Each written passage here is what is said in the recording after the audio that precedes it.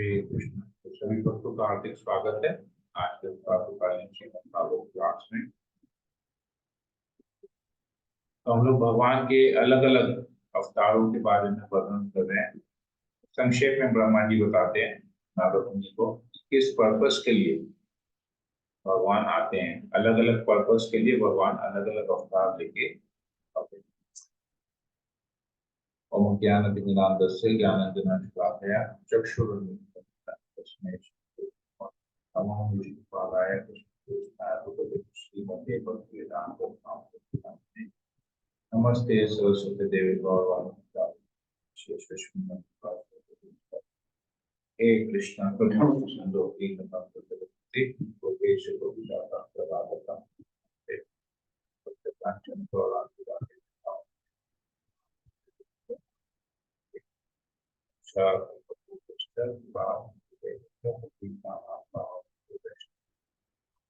जय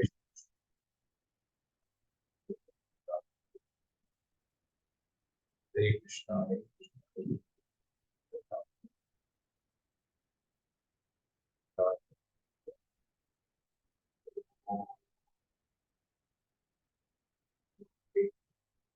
वासुदेवाय ओम नमो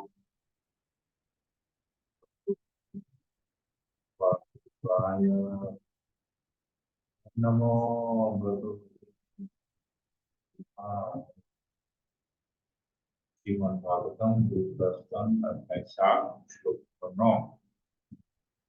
महाराज वेन कुमार्गामी हो गया, अतः ब्राह्मणों ने वज्र शाप से उसे दंडित किया। इस प्रकार राजा वेन अपने सत्कर्मों तथा ऐश्वर्य से सहित भस्म हो गया और नरक के पद पर जाने लगा। किंतु भगवान ने अपनी अहेतु की कृपा से उसके पुत्र पृथु के रूप में जन्म लेकर शापित राजा वेन को नरक से उबारा और पृथ्वी का दोहन करके उससे सभी प्रकार के उपचयन प्राप्त की। तात्पर्य में प्रभुपाद जी लिखते हैं, वर्णाश्रम धर्म पद्धति के अनुसार पवित्र तथा विद्वान ब्राह्मण समाज के स्वाभाविक संघर्ष थे। ब्राह्मण जन प्रशासक को राजाओं को अपनी विद्वत्तापूर्ण प्रेम से अनुदेश देते थे कि किस प्रकार सत्य निष्ठा से देश का जाए। इस प्रकार पूर्ण कल्याणकारी राज्य के रूप में यह प्रक्रिया चलती थी। राजा अथवा क्षत्रिय प्रशासक सदैव विद्वान ब्राह्मणों की परिषद से सलाह लेते थे, कभी भी तानाशाह नहीं होते। प्रजा पर शासन करने के लिए मनु संहिता तथा महान मुनियों द्वारा लिखित अन्य प्रामाणिक निर्देशक नियम प्रदान करने वाली होती। उपलब्धि अल्प बुद्धि वाले मनुष्य को प्रजातंत्र के नाम पर विधि संहिता बनाने कोई आवश्यकता नहीं थी। जिस प्रकार शिशु को अपनी भावी कल्याण का कोई ज्ञान नहीं होता, उसी प्रकार अल्प बुद्धि मनुष्य को अपने ही कल्याण के विषय में बहुत कम ज्ञान होता है। जिस प्रकार अनुभवी पिता अबोध शिशु को उन्नति के पद की ओर ले जाता है, उसी प्रकार शिष्य रूप जनता को भी वैसे ही पद प्रदर्शन की आवश्यकता होती है। मनु संहिता तथा अन्य वैदिक साहित्य में मानव कल्याण संहिता पहले से विद्यमान है। विद्वान ब्राह्मण राजा को ज्ञान के इन मानक ग्रंथों के अनुसार तथा देश काल की विशेष स्थिति के अनुसार सलाह देते रहते थे। ऐसे ब्राह्मण राजा के वेतन भोगी सेवक नहीं होते थे, फलतः वे धर्म ग्रंथों के नियम के लिए राजा का आदेश देने का सामर्थ्य रखते थे। यह पद्धति महाराज चंद्रगुप्त के काल तक ही चली और ब्राह्मण चाणक्य उसका अवैतनिक प्रधानमंत्री था। महाराज वेन ने शासन के नियमों का पालन नहीं किया। उसने विद्वान ब्राह्मणों की अवज्ञा की। ये ब्राह्मण अत्यंत विशाल हृदय थे और अपने हित की परवाह न करके समस्त प्रजा के कल्याण को ही सर्वोपरि मानते थे। उन्होंने राजा वेन को इसके दुराचरण के लिए दंडित करना चाहा। अतः उन्होंने भगवान से प्रार्थना की और राजा को शाप भी दिया।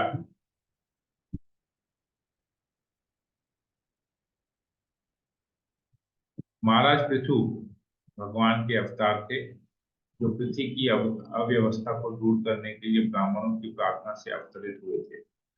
उन्होंने सभी प्रकार की फसलें उत्पन्न की, किंतु उसके साथ ही एक पुत्र के धर्म का निर्वाह भी किया, जो पिता के पुण्यार्थी स्थिति से उबारता है। पुत्र का अर्थ है पुत्र नामक नरक से उद्धार करने वाला, ऐसा ही पुत्र योग्य है। तो भगवान यहाँ पर भी आते हैं, पृथु महाराज का अवतार लेते हैं और अपने पिता को नरक जाने से बताते हैं, और साथ ही साथ जो अव्यवस्था क्रिएट होती है उसको ठीक करते हैं। अगला श्लोक। राजा नाभि की पत्नी सुदेवी के पुत्र के रूप में भगवान प्रकट हुए और ऋषभ देव कहलाए। अपने मन को समदर्शी बनाने के लिए उन्होंने जड़ योग साधना की। इस अवस्था को मुक्ति का सर्वोच्च सिद्धि पद भी माना जाता है, जिसमें मनुष्य अपने में ही स्थित रहकर पूर्ण रूप से संतुष्ट रहता है। तो भगवान फिर एक और राजा के अवतार लेते हैं, जिसमें ऋषभ देव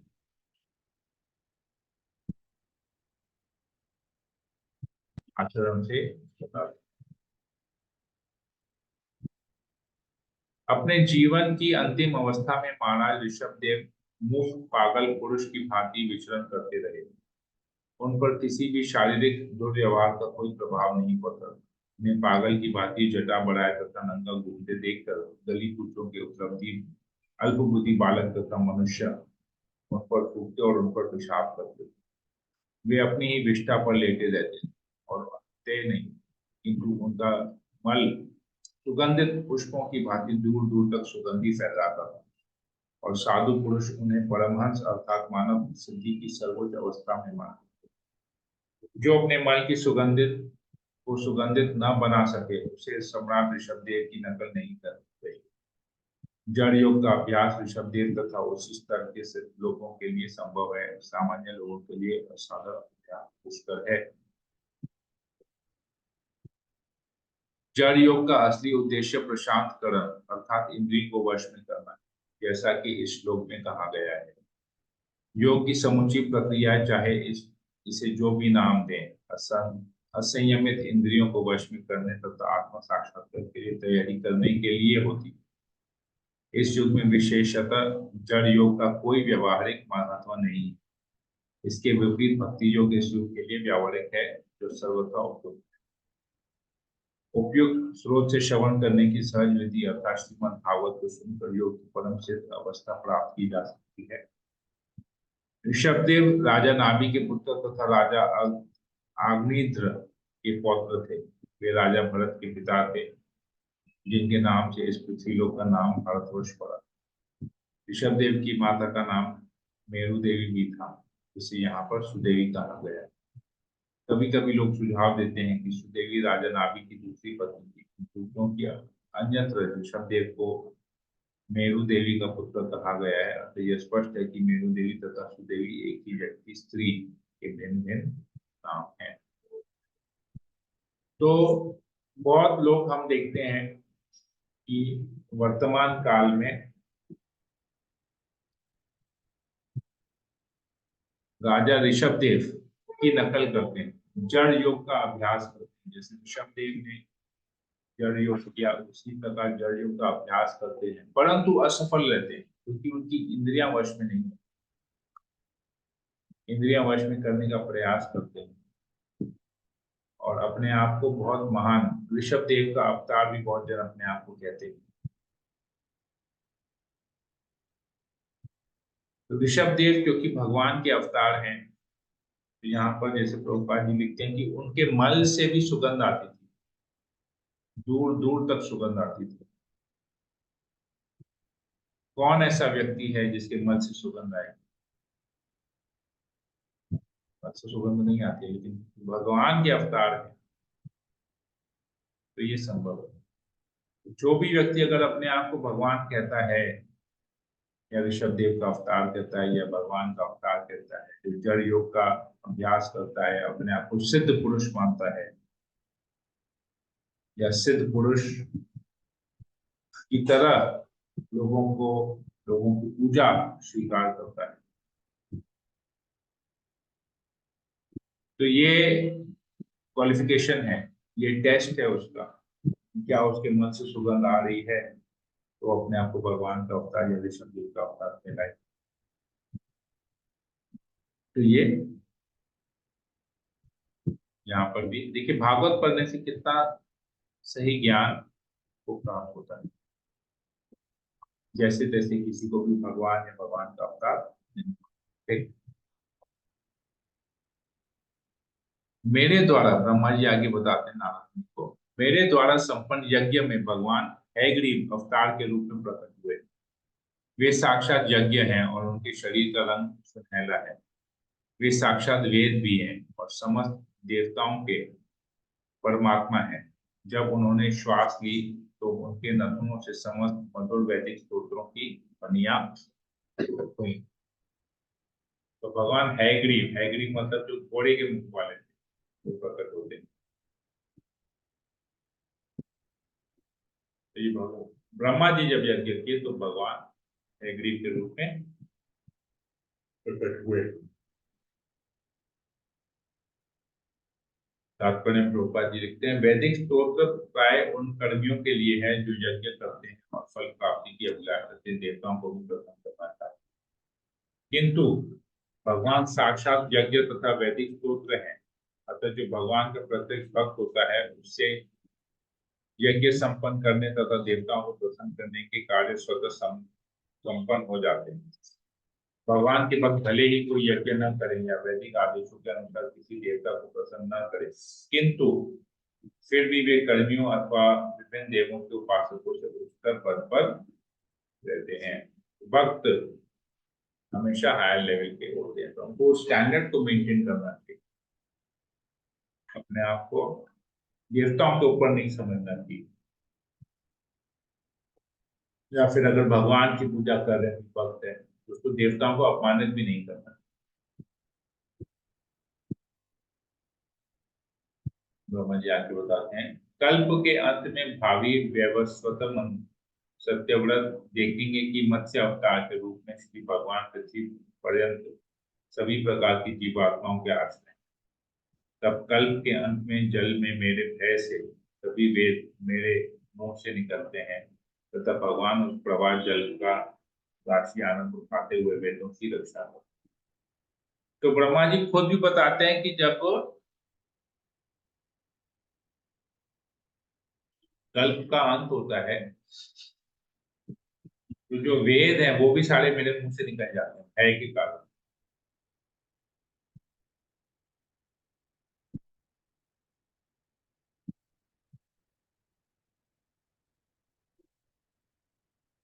तो भगवान क्या करते हैं, भगवान तब उसकी रक्षा करते हैं। कैसे? मत्स्य अवतार में, फिश इंकारनेशन में आते हैं और की रक्षा करते हैं।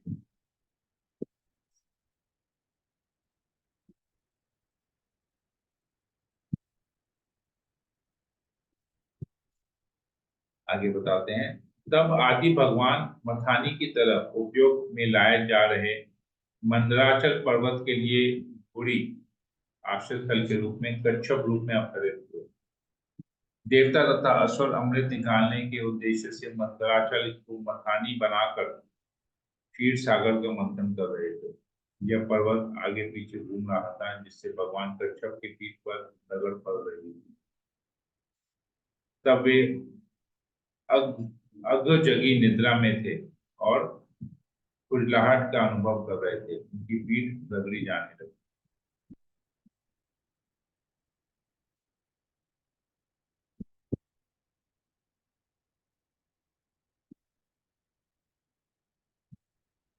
तो जब समुद्र मंथन का लीला है बताते हैं। समुद्र मंथन की लीला में मंथन के पथानी के यूज करने के लिए मंदराचल पर्वत को यूज किया गया, और क्योंकि उसको किसी पर रख के मंथन करना पड़ेगा तो वो जो बेस था वो भगवान का पीठ था, भगवान कच्छप रूप में आए और उनके ऊपर मंदराचल पर्वत को रख के और रस्सी का काम वासुकी सर्प ने किया। वासुकी सर्प ने या मुख का साइड असुरों ने पकड़ा, पूछ का साइड देवताओं ने पकड़ा और मंथनी की, समुद्र मंथन उस प्रकार।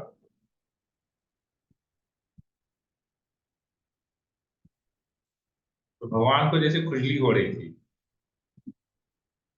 उस समय और पीठ रगड़ी जा रही थी, तो भगवान की खुजली को हटाया जा रहा था समुद्र मंथन करने के। ये यहाँ पर इस प्रकार हम होते हैं। कितने महान है भगवान की, हर समय हर परिस्थिति में अलग अलग रूप में प्रकट होते हैं। श्री भगवान ने देवताओं के अदम्य भय को मिटाने के लिए नरसिंह देव का अवतार ग्रहण किया। उन्होंने असुरों में उस राजा हिरण्यकशिपु को अपनी जांघों में रखकर अपनी नाखूनों से विदीर्ण कर डाला, जो हाथ में गदा लेकर भगवान को ललकार। उस समय उनकी भौं क्रोध से फड़क रही थी और दांतों के कारण उनका मुख भयावना लग रहा। तो भगवान नरसिंह देव के रूप में आते हैं, हिरण्यकशिपु को वध करते हैं, प्रहलाद महाराज की रक्षा करते हैं। ये बहुत डिटेल में आगे भागवत में बारे में।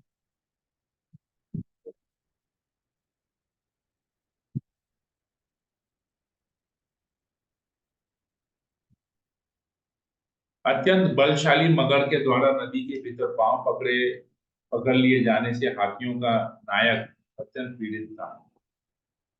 उसने अपने सूंड से कमल का फूल लेकर भगवान को इस प्रकार संबोधित किया, हे आदि भोक्ता, ब्रह्मांड के स्वामी, हे उदारक, हे तीर्थ के समान विख्यात, आपके पवित्र नाम जो जप जाने के योग्य है, आपके पवित्र नाम जो जपे जाने के योग्य है, उनके श्रवण मात्र से ही सभी लोग पवित्र हो जाते। तो गजेंद्र मोक्ष लीला के बारे में यहाँ पर ब्रह्मा जी बता रहे हैं कि किस प्रकार गजेंद्र को मगरमच्छ ने का पैर पकड़ लिया था और उसको पानी में खींचे जा रहा था। कई सालों तक ये युद्ध चला और हाथी कमजोर पड़ रहा था। तो उसने कमल का पुष्प लिया और भगवान की स्तुति की और भगवान वहां पर गरुड़ पे सवार होके आए और गजेंद्र की रक्षा की और मगर का सर जो है सुदर्शन चक्र से काट दिया। इसके बारे में प्रभुपाद जी थोड़ा सा यहाँ पर बताते हैं तात्पर्य में इस लीला के बारे में। नदी के भीतर बलशाली मगर राज द्वारा हाथियों के नायक गजेंद्र का पैर पकड़ लिए जाने की कथा श्रीमद् भागवत के अष्टम स्कंद में वर्णित। क्योंकि भगवान ही परम ज्ञान है, अतः पवित्र नाम तथा भगवान में कोई भेद नहीं है। मगर द्वारा आक्रमण किए जाने पर गजेंद्र अत्यधिक विपत्ति में था। यद्यपि हाथी मगर से बलवान होता है, किंतु जल में होने पर मगर हाथी से कहीं अधिक बलशाली बन जाता है। चूंकि हाथी अपने पूर्व जन्म में भगवान का परम भक्त था, अतः अपने पुण्य कर्मों के कारण वह भगवान का नाम उच्चारण करने में समर्थ। इस जगत में प्रत्येक जीवात्मा सदैव कष्ट में रहता है, क्योंकि यह जगत ही ऐसा ही कि पग पग पर विपत्तियां का सामना करना होता है। किंतु जिसने पूर्व जन्म में पुण्य किए हैं, वह अपने आप को भगवान की भक्ति में सेवा में लगाए रखता है, जिसकी पुष्टि भगवत गीता में भी। किंतु जो पाप कर्म करते हैं वे भले ही पीड़ित रहें, किंतु भगवत भक्ति में नहीं करते, इसकी भी पुष्टि भगवत गीता में की गई है। भगवान हरि तुरंत अपने शाश्वत वाहन गरुड़ पर आसीन होकर प्रकट हुए और हाथी को उबार लिया। हाथी को भगवान के साथ अपने संबंध का ज्ञान था। उसने भगवान को आदि पुरुष कहकर संबोधित किया। भगवान तथा जीवात्मा दोनों चेतन है, फलतः भोक्ता है, किंतु समस्त वस्तुओं का सृष्टा होने के कारण भगवान आदि भोक्ता पुरुष है। परिवार में पिता तथा उसके पुत्र निश्चित रूप से भोक्ता होते हैं, किंतु पिता आदि भोक्ता होता है और पुत्र पर्वती भोक्ता। शुद्ध भक्त यह भली भांति जानता है कि इस ब्रह्मांड की सारी वस्तु भगवान की संपत्ति स्वरूप है और जीवात्मा किसी भी वस्तु का उपभोग उनकी आज्ञा के अनुसार ही कर सकता है। यदि उनकी आज्ञा न रहे तो मनुष्य निर्दिष्ट वस्तु का स्पर्श तक नहीं कर सकता। आदि वक्ता को विशद व्याख्या ईशोपनिषद में की है। जो भगवान तथा अपने में अंतर को समझता है, वो भगवान को पहले अर्पित किए बिना कोई भी वस्तु ग्रहण नहीं करता। हाथी ने भगवान को अखिल लोकनाथ कहकर संबोधित किया, अतः वे हाथी को भी स्वामी हुए। अतः वे हाथी के भी स्वामी हुए। हाथी भगवान का शुद्ध भक्त होने के कारण ग्राह के आक्रमण से रक्षा किए जाने का अधिकारी था, और चूंकि भगवान का व्रत है जो उनके भक्त कभी भी नष्ट नहीं होंगे, अतः यह उचित ही था कि हाथी ने भगवान की अपनी रक्षा के लिए बुलाया और दयालु भगवान तुरंत आए। यूं तो भगवान सबके रक्षक हैं, किंतु जो उनकी श्रेष्ठता की स्वीकार करता है और वृथा गर्व नहीं करता या उनकी समता का दम नहीं करता, उसको वे वरीयता प्रदान करते हैं। वे सदैव श्रेष्ठ हैं। शुद्ध भक्त अपने तथा भगवान के इस अंतर को जानता है, अतः शुद्ध भक्त को पूर्णतः आश्रित होने के कारण वरीयता प्राप्त होती है। किंतु जो भगवान के अस्तित्व को नकारता है और अपने को भगवान घोषित करता है, वह असुर है। अतः उसे सीमित संरक्षण प्राप्त होता है, और वह भी उतना ही जितना भगवान चाहते थे। क्योंकि भगवान सर्वश्रेष्ठ है, अतः की सिद्धि भी श्रेष्ठतम है, इसकी कोई कल्पना तक नहीं कर सकता।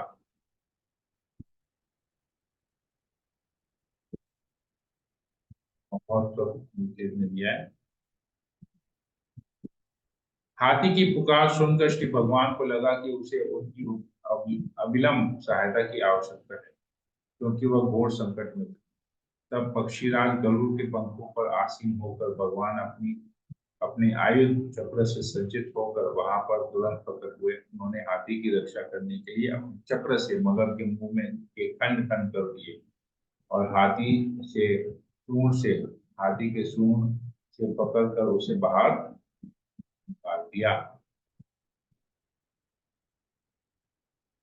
श्री भगवान वैकुंठ लोक में रहते हैं। कोई यह नहीं अनुमान कर सकता कि यह लोक कितनी दूर स्थित है, किंतु ऐसा कहा जाता है कि यदि कोई वायुयान से या मन से उस लोक पर पहुंचना चाहे तो लाखों वर्षों तक यात्रा करने पर भी वहां नहीं पहुंच सकेगा।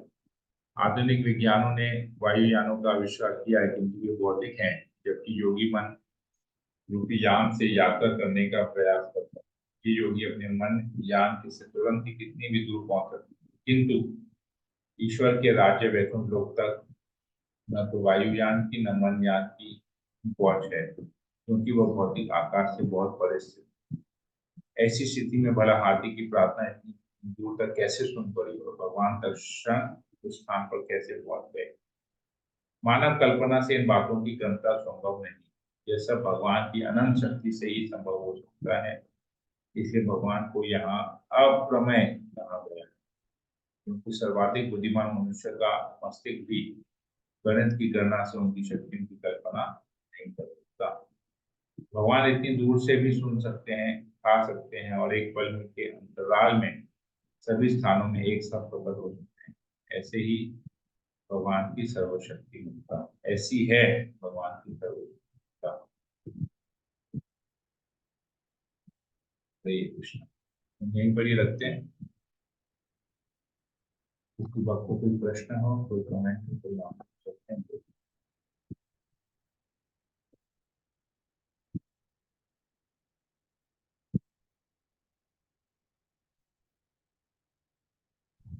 हरे कृष्णा प्रभु जी, धन्यवाद प्रभु जी। भागवतम पढ़ने से ही मुझे पता चल रहा है कि कैसे हम लोगों को तो सिर्फ 10 अवतार के बारे में ही मुझे मालूम था थोड़ा बहुत, वो भी कभी बीच बीच में हम लोग भूल जाते हैं कि 10 अवतार कौन से थे। लेकिन भागवतम में पढ़ने से पता चल रहा है कि और भी कई अवतार थे जिसके बारे में हमें मालूम ही नहीं था। वो पहली बार हम लोग सुन रहे हैं कि भगवान ऋषभ देव का भी अवतार थे, कश्यप जी का भी अवतार लिया, भगवान ने मत्स्य का भी अवतार लिया। ये मतलब कि हमने कभी मतलब कि अभी तक हम सुन ही नहीं पाए थे इसको। तो आज भागवतम हम की पढ़ रहे हैं तो उससे पता चल रहा है कि और भी कितने भगवान के अवतार थे जो हमने कभी पढ़े ही नहीं। राइट। इसे कहते हैं भागवतम, नित्य भागवतम सेवया। रेगुलर बेसिस पे भागवतम पढ़ना चाहिए, भागवतम की सेवा करनी चाहिए, उसको श्रवण करके, उसको पढ़ के भागवतम की सेवा करनी चाहिए, नित्य भागवतम सेवा। ये, और किसी को कुछ पूछना है या कुछ बोलना है? हरे कृष्ण।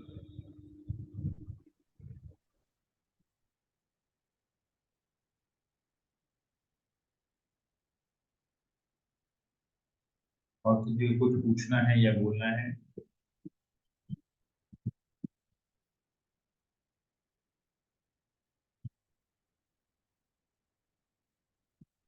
नहीं प्रभु जी। प्रभु जी, हरे कृष्णा, दंडवत प्रणाम। क्या फिर किसी को प्रश्न नहीं है तो यहीं पर इसे सेशन को एंड करते हैं। हरे कृष्णा कृष्ण कृष्ण राम हरे राम। अच्छा, और भक्ति सभी बात मुझे सर्वत्र का नाम और जय जय कृष्ण गोपाल, जय राष्ट्रपाल। हरे कृष्ण। हरे हरे कृष्ण प्रभु जी, दंडवत। कृष्ण।